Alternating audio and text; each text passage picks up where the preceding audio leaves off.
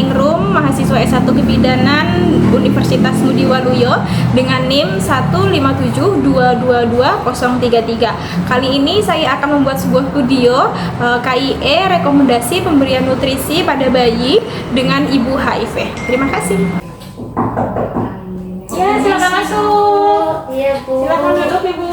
Iya, tadi saya katanya disuruh ke sini. Iya, saya Bidan Riana, Ibu dengan Bu Ririn ya. Oke, saya permisi tutup pintu dulu ya.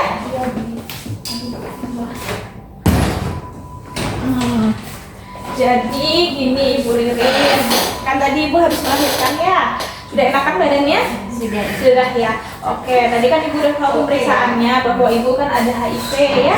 Jadi nanti saya bakal menjelasin gimana caranya Ibu ngasih makan, ngasih ASI, ngasih nutrisi ke bayinya ya. Sebelumnya udah pernah tahu belum gimana cara-caranya kalau misalnya Ibu menderita HIV? Terus cara ngasih ASI, cara ngasih makan ke anaknya udah tahu belum? Kalau untuk cara ngasih ini ke bayi sih nggak tahu, Bu ya. Nggak tahu ya. Belum tahu. Oke. Ya, jadi nanti di sini saya bakal jelasin Bu ya. Nah, jadi pemberian makanan bayi sama anak itu kan fokus pada 1000 hari pertama kehidupan bayi. Jadi dari pertama kali dia lahir sampai dengan usia 2 tahun ya. Jadi Ibu kan punya HIV nih, tapi Ibu tetap harus semangat, tetap harus memberikan nutrisi yang baik untuk bayinya biar bayinya tetap sehat, tumbuh kembangnya juga bagus gitu ya. Terus nanti diusahakan Ibu tetap ASI aja, nggak usah pakai susu formula karena ASInya udah mulai keluar kan? Sudah, Ibu. Jadi nanti Ibu tetap ASI aja, nggak perlu campur sama formula. Jadi full nanti bayinya ASI aja, nggak usah khawatir bayinya ketularan ya. Nanti saya kasih tahu cara-caranya. Nah, nanti kalau misalnya ASI-nya itu usahakan 6 bulan pertama itu ASI eksklusif. Jadi ASI aja, nggak usah dicampur yang lain-lain ya. Nanti ASI-nya Ibu itu diperah, habis itu dihangatkan di suhu 56 derajat Celcius itu selama 30 menit ya. Habis itu Ibu harus tetap minum obat ARV. Ada kan diminum kan? Iya. Selama ini diminum terus ya? Diminum, Ibu. Nah, itu diminum tetap secara teratur. Itu nggak bakal mempengaruhi ASI-nya, tapi ASI-nya nanti diperah. Jadi Ibu jangan ngasih ASI langsung ke bayinya. Tapi ASI-nya nanti diperah, dipanaskan dulu 30 menit. Selama 30 menit itu suhunya 56 derajat Celcius. Habis itu bayinya nanti kita juga bakal kasih ARV ya. Nanti sesuai rekomendasi dari dokter sama pengawasan dokter juga. Jadi Ibu sama bayi sama-sama konsumsi ARV-nya ya. Terus nanti kalau misalnya sudah 6 bulan berarti bayinya sudah mulai makanan pendamping ASI ya, sudah mulai makan. Nah, itu nanti pokoknya harus sesuai dengan rekomendasi WHO.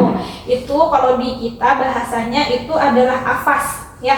AFAS itu sebenarnya singkatan dari bahasa Inggris. Nanti saya jelasin satu-satu ya. Oke. Yang pertama acceptable. Nah, acceptable itu maksudnya diterima. Jadi Ibu itu nggak usah khawatir soal sosial budaya gitu loh. Maksudnya jadi nggak usah ada pantangan, nggak usah ngikutin yang namanya nanti budaya. Misalnya kan ada orang-orang kadang umur segini nanti dikasihnya ini aja gitu ya.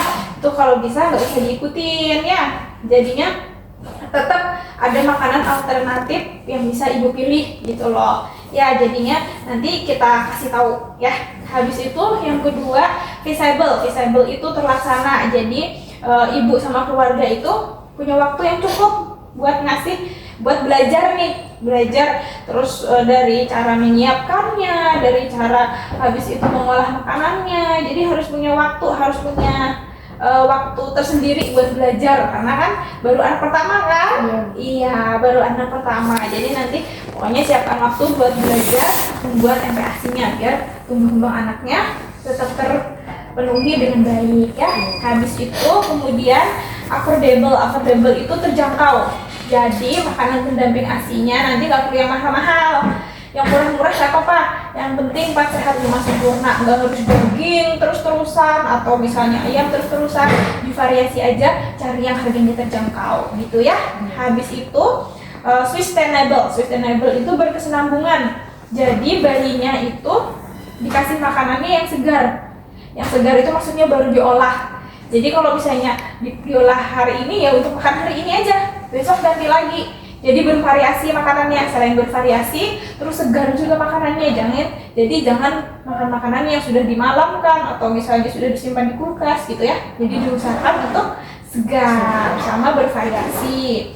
Habis itu yang terakhir itu safe. Safe itu artinya aman, bersih, berkualitas dari cara memilih jenis makanannya, habis itu pengolahannya, terus kebersihannya, terus cara pemberian asinya juga ya, sama menyimpan makanannya itu harus bersih sama dijaga kualitasnya gitu ya. Terus ini kan ibu kan nggak boleh nih menyusui langsung ya. Jadi nanti ada tuh yang namanya teknologi sederhana itu yang dikembangkan itu khusus untuk orang tua dengan HIV positif ya, untuk memberi ASI ke bayinya. Jadi nanti yang pertama ibu kan habis memerah nih, memerah ASI, taruh di botol kaca. Nah nanti botol kacanya tuh itu ibu kasih label, dikasih tanggal sama waktu. Jadi tahu nih ini yang hari apa, ini yang diperah kapan ya. Habis itu ibu memerah ASI itu 50 sampai 150 ml itu dalam wadah kaca yang tertutup. Jadi kan nanti tempat ASINya itu kaca, nggak boleh botolnya yang kebuka, jadi harus tertutup ya. Terus kalau misalnya mau memanaskan nanti si botol kacanya itu ibu taruh di panci, habis itu tuang air sampai di permukaan pancinya itu tinggal 2 cm.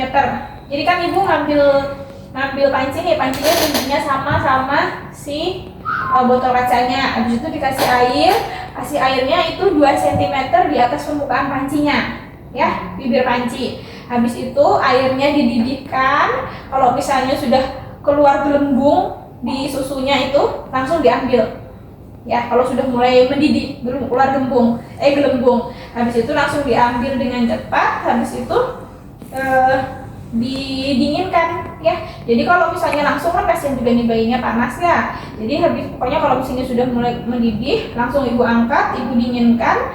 Habis itu berikan kepada bayi atau disimpan di lemari es. Ya, jadi sebelum disimpan di lemari es pun itu sudah harus dipanaskan dulu ASINya, harus direbus dulu. Nah, habis itu baru nanti didinginkan. Habis dingin mau langsung dikasih bayinya boleh, atau mau disimpan lagi di kulkas boleh. Nanti waktu mau ngasihkan ke bayi dihangatkan lagi, gitu ya. Jadi memang belum boleh ibu, memang belum boleh sih, nggak boleh menyusui langsung, tapi boleh diperah ya. Gitu. Gimana? Ada yang ditanyakan? Sudah sih Bu, udah Sudah ya. mengerti Ibu ya. Jadi nanti gimana tadi, coba diulang penjelasan saya. Jadi saya nggak boleh nyusuin langsung ya Bu ya. Jadi kalau mau ngasih ASI itu harus diperah dulu. Terus kalau untuk nanti ini sesuai WHO untuk pemberian MPASI-nya juga. Betul, gitu ya Bu ya. Habis itu nanti harus diperah, dipanaskan dulu. Habis dipanaskan, didinginkan lagi, baru dikasihkan ke bayinya atau ditaruh kulkas lagi kalau mau disimpan. Iya, Gitu ya. Iya, Bu. Sudah. Oke, sudah jelas semuanya Bu ya? Sudah Ibu. Oke, jadi saya minta tanda tangan dulu untuk edukasinya. Ibu Ririn ya? Iya. Oke, boleh tanda tangan di sebelah sini. Ini permisi. Ya. Oke, iya, boleh kembali ke kamar. Terima kasih ya Bu ya, saya kembali dulu. sama-sama. Terakhir yaitu kita dokumentasi meliputi dari tanggal, jam, waktu, kemudian edukasi kita. Setelah itu tanda tangan. Terima kasih.